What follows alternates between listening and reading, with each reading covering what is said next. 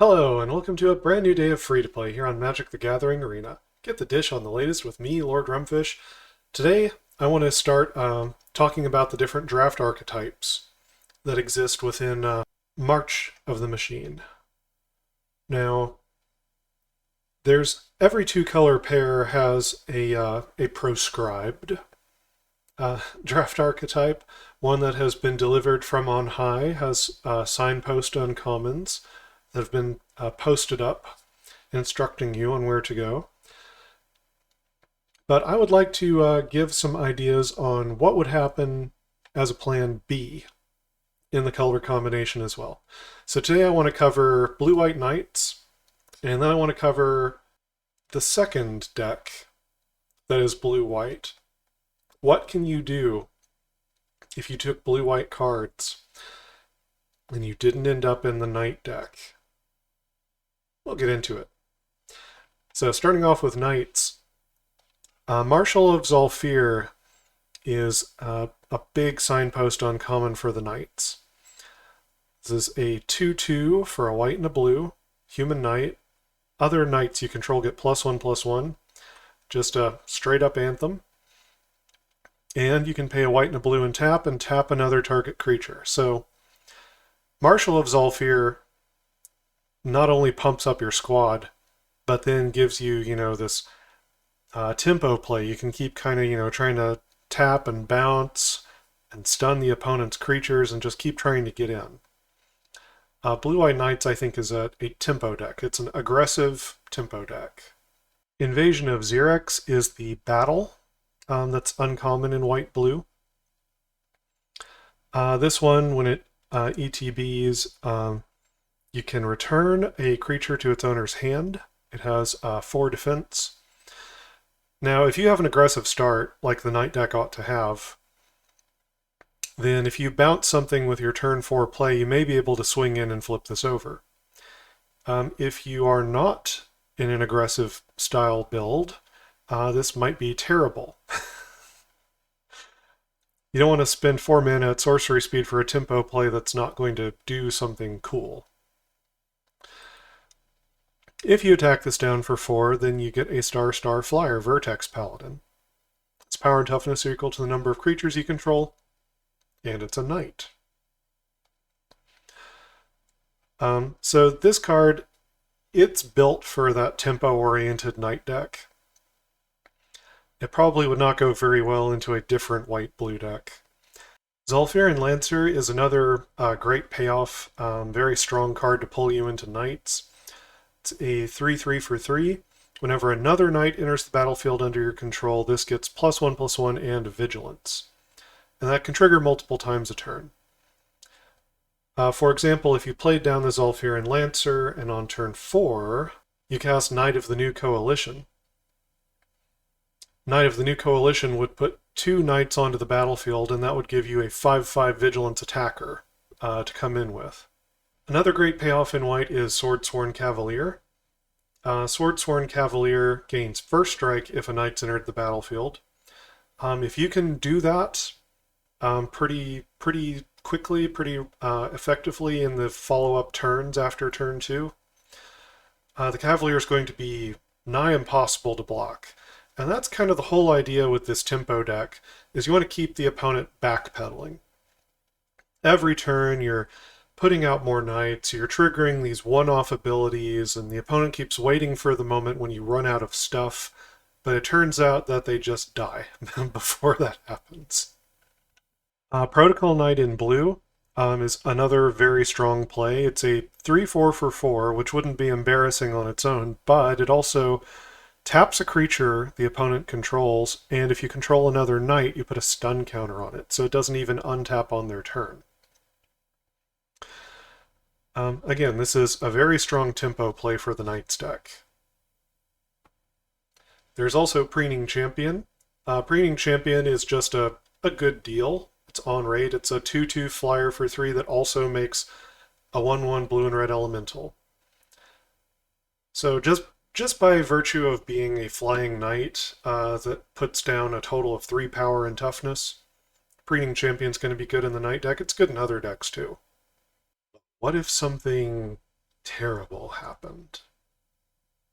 Maybe you started in white-blue knights, but then the knight cards dried up, and you kept forcing blue-white, thinking that you could still make the deck work. Maybe you started in green-blue transform and the green cards dried up. You started taking white because it was open. Now you don't know what this pile of stuff is. What can you do? You're in white-blue, but another player's taking all of the knight cards. What's left? Is there some way to salvage this? What is the hidden archetype of white-blue? My friends, the hidden archetype of white-blue is transform. Norn's Inquisitor will be your payoff card, which is incidentally a knight. If you end up into white-blue and you're in the wrong part of white and blue, you're in the Phyrexian payoff cards that, white-black is wanting. You're in the transform payoff cards that blue is wanting. Now you're just in all the wrong places here. Norn's Inquisitor can help get you back on track. So Norn's Inquisitor incubates 2 when it ETBs, and whenever a permanent transforms into a Phyrexian, you get a +1/+1 counter. There are plenty of cards in white and blue that transform into Phyrexians. There's plenty of incubation to go around. There are also just double-face cards, common and uncommon. You can pay to activate and transform them. What does blue have to offer? In this case, we're looking at Corruption of Tawashi. So Norn's Inquisitor is the power and toughness payoff. Norn's Inquisitor is the one that really impacts the board. Corruption of Tawashi gives you the long game. So this sets you up with an incubate 4, and whenever a permanent you control transforms, or enters the battlefield transformed, you draw a card. You can do it once a turn.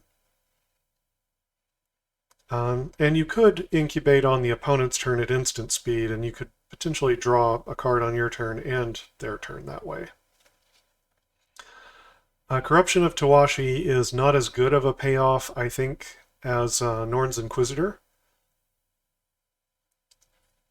But these are kind of the two signpost uncommons, if you will, of the hidden archetype of white and blue for when everything has gone wrong and there are no knight cards, and somehow you've ended up in white-blue. So, what do you need to fill out this weird hidden archetype? Attentive Skywarden is going to be good. You're going to be needing to transform things. Being able to save mana in the process is handy. And being a Phyrexian, it's going to play into potentially some of the Phyrexian creature payoffs that white has. You'll be looking at some of the cards like Seraph of New Capenna, right? 2/2 flyer. You can pay 4 and 2 life and transform it.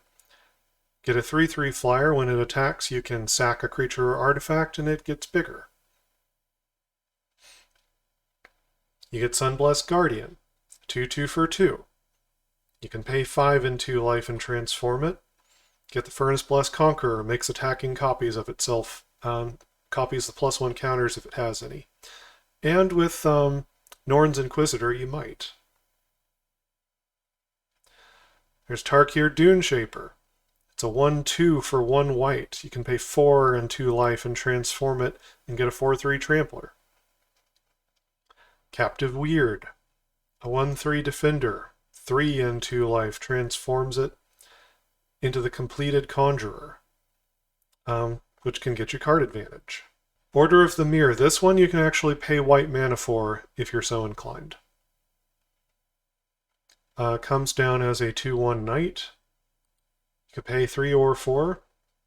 Turns into a 3/3 Phyrexian Knight, so it would get the +1 counter from Norn's Inquisitor. And it's got sort of like flanking. Whenever it becomes blocked, the creature gets -1/-1. That makes it very hard to block. Skyclave Aerialist is worth playing. It's a 2/1 flyer for 2. You can pay 4 and 2 life and get a Skyclave Invader. Picks up some extra toughness, and you get to draw a card. Oculus Whelp is a good card for you. Since you're moving into the transformed part of blue, this 3-power flyer can draw you cards when it dies. Can be a very good payoff. Omen Hawker can help to pay all of the mana costs of your transform, whether it's an incubator token or whether it's one of the double face cards that we just looked over. And there are a number of other cards: Eyes of Gitaxias, Sunder the Gateway, Phyrexian Awakening, Infected Defector. I'm not saying this is going to be as good as the Night deck. It's not. This is cobbling together synergies that exist from other archetypes shuffled together. So you're stitching together a white-blue deck where one should not exist. So, I hope you found this entertaining, maybe of some value to you. I hope you don't find yourself in the position where you're drafting the white-blue not Knight deck.